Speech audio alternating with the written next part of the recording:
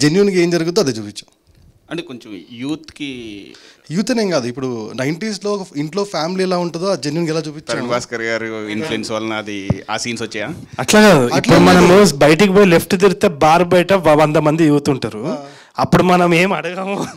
కానీ ఇక్కడ చూసి ఇన్ఫ్లుయెన్స్ అయ్యేంత అయితే ఉండదు. ఒకటి వచ్చి నాకు తెలిసినంత వరకు అయితే నేను అనిల్ తోటి కూడా మాట్లాడినప్పుడు, unless you show what you are you can't change.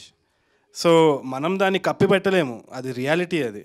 So అది ఏస్థెటిక్గా చూపించిండనే నేను నమ్ముతున్నా. Intention is important, that's what I feel. Sir ఒక స్మాల్ థింగ్, మీరు సిరీస్ చూస్తే అర్థమవుతుంది అవన్నీ చేసిన తర్వాత వాడు ఏం నేర్చుకున్నాడు అనేది కథ. సో ఖచ్చితంగా అలాంటి కంటెంట్ ఉంటుంది. వేరే ఓటీటీలు అంటే మేము అడగము ఈ క్వశ్చన్, Definitely. ఓన్లీ ఈటీవీ కోసం అని చెప్పి మనం ఇప్పుడు క్లీన్ కంటెంట్ అన్నారు కదా, దీంట్లో ఈ సీన్స్ కూడా మరి థ్యాంక్ యూ ఫర్ compromise అయ్యారా అనేది.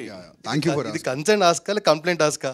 లేదు లేదు సార్, అంటే నాకు చాలా థ్యాంక్స్ ఫర్ ఆస్కింగ్. ఎందుకంటే మేము కథలు వినేటప్పుడు కూడా ఆ సైడ్ కూర్చొని ఆలోచిస్తాం, బికాజ్ ఒక లెగసీ ఉంది కదా. బట్ ఇందులో ఎక్కడే కానీ ట్రబుల్సమ్ కాంటెంట్ ఉండదు. మేము కూడా డిస్కస్ చేస్తాం ఫ్రెండ్స్ అందరు కూర్చున్నప్పుడు, ఒక మాసా తాగుతూ ఏదైనా చేద్దాం అని చెప్పి. కానీ మాసా తాగేలాగా ఎవరు లేరు సార్ అక్కడ. సో దానివల్ల అలా తీసుకొచ్చిందే తప్ప. But you will have fun definitely. Thank you sir. Tarun గారు